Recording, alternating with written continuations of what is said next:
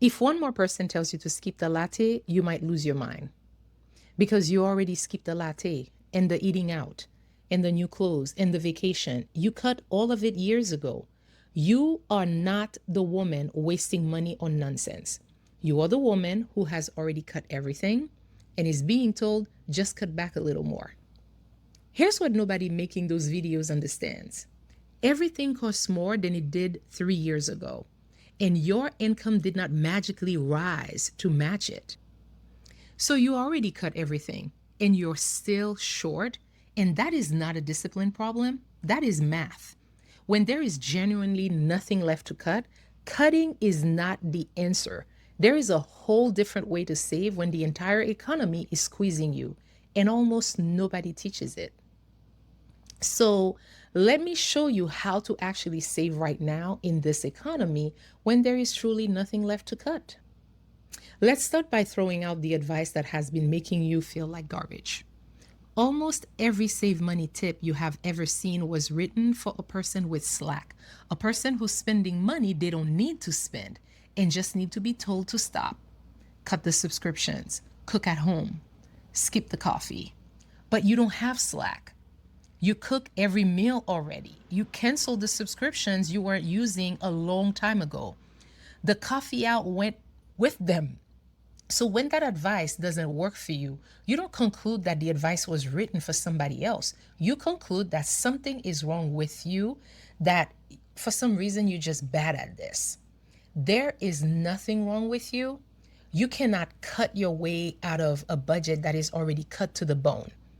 That math does not exist. The problem was never your discipline.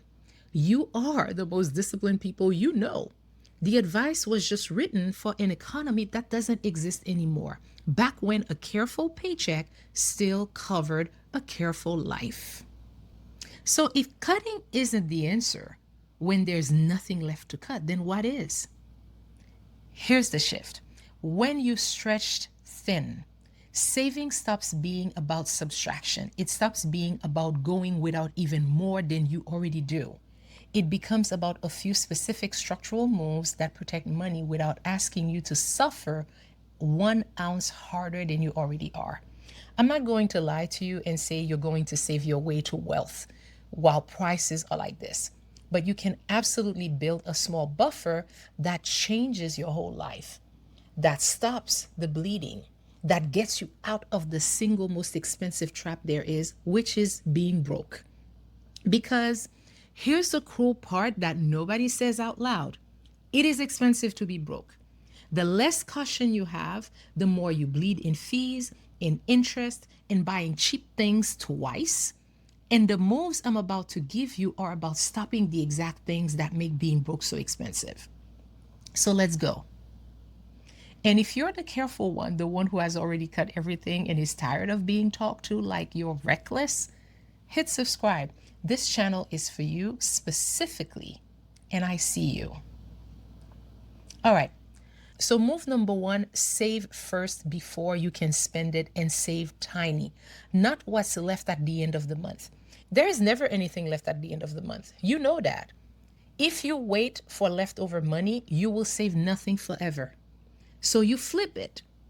The day money comes in, a tiny amount moves to savings automatically before your spending brain ever sees it.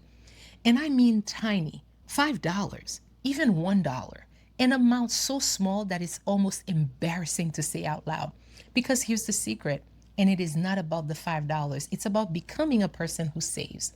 When money is this tight, you cannot win on the amount, so you win on identity. You become a saver first, and then you grow the number later when you can. $1 automatic before you can touch it. That's move number one. Move number two, save the found money, not the budget money. Your survival budget is already spoken for. Every dollar of it has a job, and there is no room.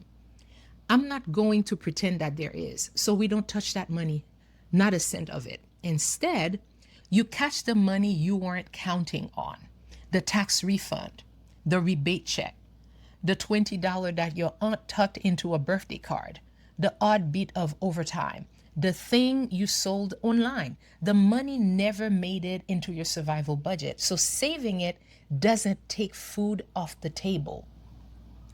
Most people on a tight income spend the found money the second that it lands because it feels like a rare little break. And I completely understand that. But if you can catch even half of it before it disappears, that is the money that quietly builds your buffer without you having to go without anything you're already living on. Move number 3, go after the big recurring bills, not the lattes, one time. And let me head off something you might be thinking right now. I have told you before to cancel the subscriptions that you forgot you had, and I stand by every word of that. So let me draw the line clean. There is a difference between cutting and bleeding. Cutting is killing a $15 charge you forgot was ever there and renegotiating a bill that you've been overpaying for years. That is smart, it is painless, and I will always tell you to do it. Bleeding is giving up the one small thing that keeps you sane because somebody decided that your coffee is the reason that you're broke. You can cut dead weight all day long, and you should, but you cannot sacrifice your last few joys and call it a plan. So this move is about the dead weight, never the joys. Here's where the real money actually is, and it is not in your little daily spending because you already trimmed all of that. It's in your fixed cost, the bills that hit every single month on autopilot. So call your car insurance and ask for a better rate or shop around. Look at your phone plan. There are cheaper ones now that are just as good. Hunt down the subscriptions that quietly renew. Ask your providers if there is a lower cost plan that you can qualify for. There often is, especially on internet and utilities. And here's why this beats cutting coffee. You make the hard phone call one time, one uncomfortable afternoon, and then you save that money every single month for the rest of the year with zero real power, no daily sacrifice. You did it once and it just keeps paying you. That is the kind of saving that actually works when you're tired and stretched thin. I actually did this with my own phone bill and saved $40 a month in about 20 minutes on hold. $40 a month is almost $500 a year for one phone call I had been scared to make for 2 years. This is more than a whole year of skipping a coffee that I wasn't even buying. The big bills are where the real money hides. And the beautiful part is they only ask you to be brave one time.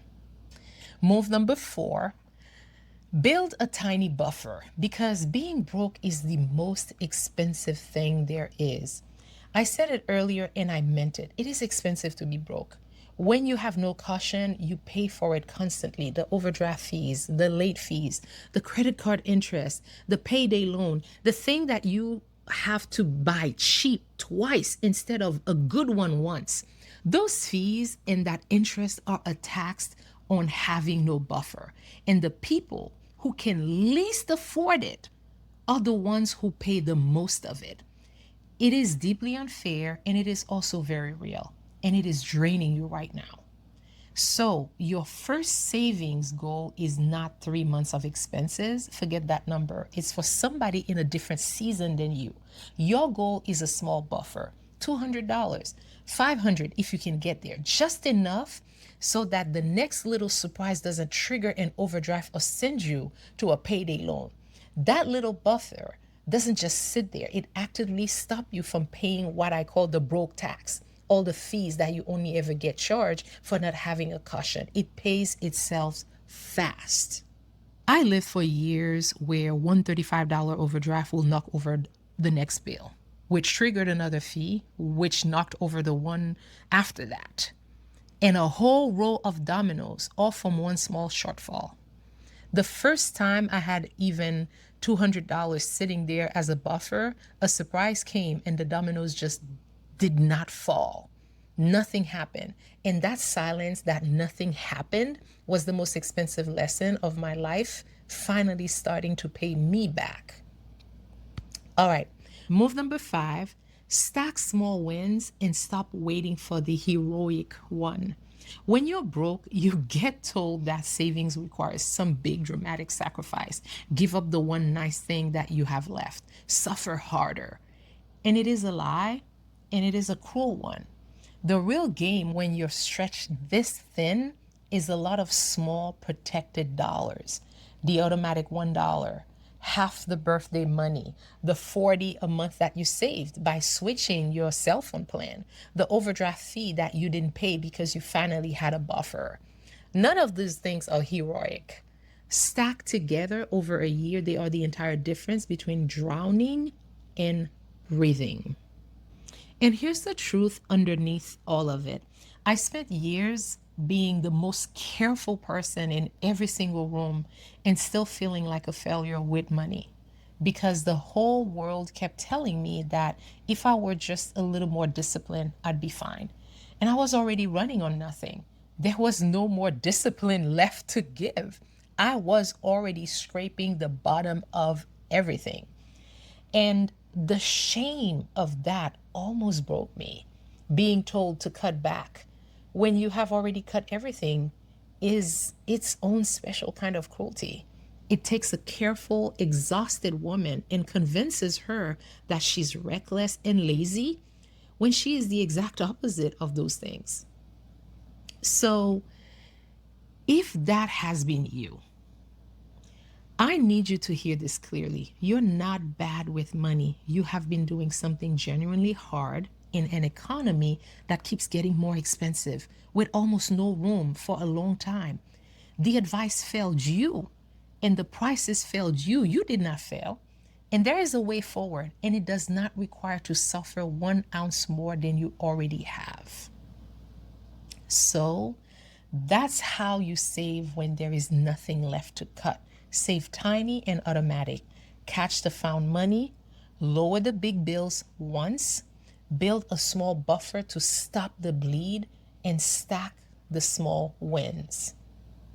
Start with number one today. Set an automatic transfer of $5 just to become the woman who saves, just to get the identity. And then the number grows later. I promise you it will. Then I want you to come and tell me which move that you're starting with. And if you are the careful one who's been made to feel reckless, lazy, tell me that too. I want you to know today that you have been seen. You do not need permission to start over, and you were never the problem. All right. With that, I will see you in the next one.